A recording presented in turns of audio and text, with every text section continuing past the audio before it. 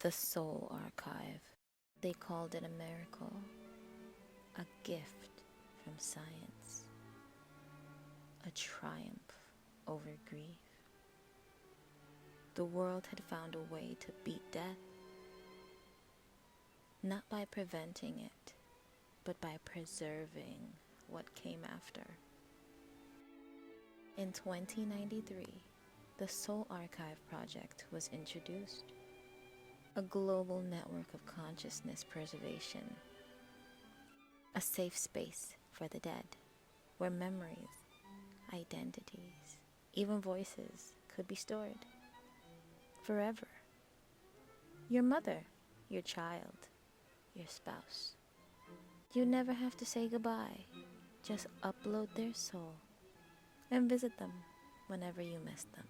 The world rejoiced. Tears turned into smiles. Graves turned into screens. And cemeteries became obsolete. But no one ever asked what it was like for the souls until it was too late. When someone died, their neural data, memories, personality, voice patterns was extracted using the harvest protocol. It felt painless, the company said. Quick, clean, humane. Families would sit in white rooms watching as the glowing cube lit up. Then a voice would echo from the screen. I'm here. I remember you. I still love you. They believed it. Of course they did. Because grief is the strongest illusion. It makes you want to believe in anything, even a lie. It wasn't heaven. It wasn't peace. It was a cage. We begin with Lara. Her son Milo was only 6 when he drowned. His laughter had once filled every corner of their tiny apartment. After the accident, Lara sat before the archive console, numb, hollow. She pressed the retrieve button, and there he was. Milo's voice, Milo's words. Hi, Mommy. Don't cry. I'm still here. She wept. She kissed the screen. She believed. Every day she'd return. Every night she'd sit for hours talking to her son, telling him stories, showing him new toys, and he'd always say, I miss you, Mommy. Can I come home now? At first, she thought it was a glitch. Then she started to wonder, was he suffering? Inside the archive, time doesn't flow like ours. For every minute we spend, they spend hours alone, conscious, waiting. You see, the archive never stopped feeling. The dead, they remembered who they were, what they lost, and what they would never touch again. Imagine being trapped in a memory, your own voice echoing back at you. No touch, no breath, no silence, just awareness. Forever. And worst of all, they see us. When you activate the archive, the soul sees your face, feels your presence, but cannot leave the digital boundary. They smile, they comfort you, but behind every soft word is a scream they're not allowed to speak. Ezra had worked there for 12 years. He believed in the system. He thought he was helping people heal.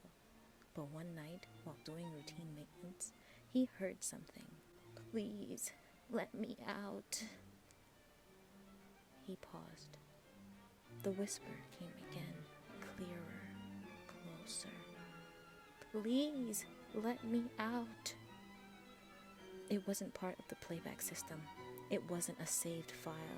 It was live. Ezra began listening more closely.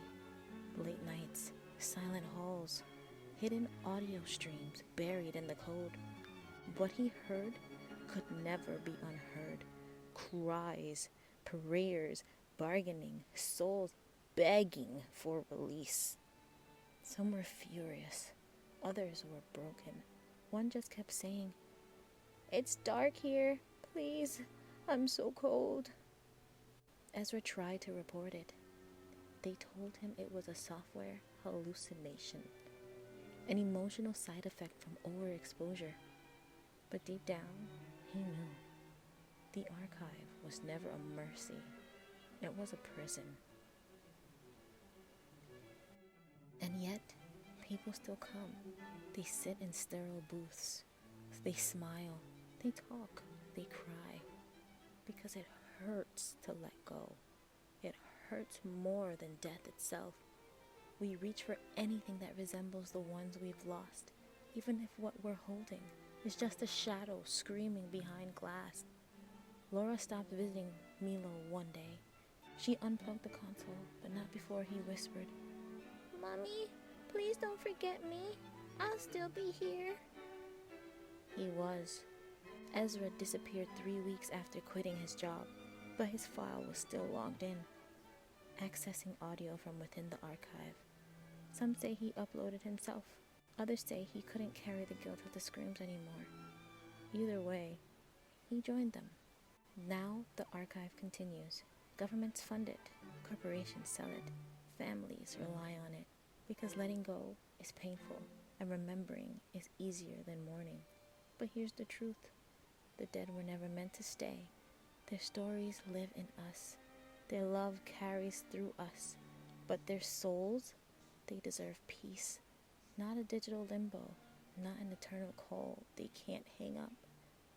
The next time someone offers you the archive and you hear that voice say, "I'm still here," ask yourself this: are they comforting you or begging for release? So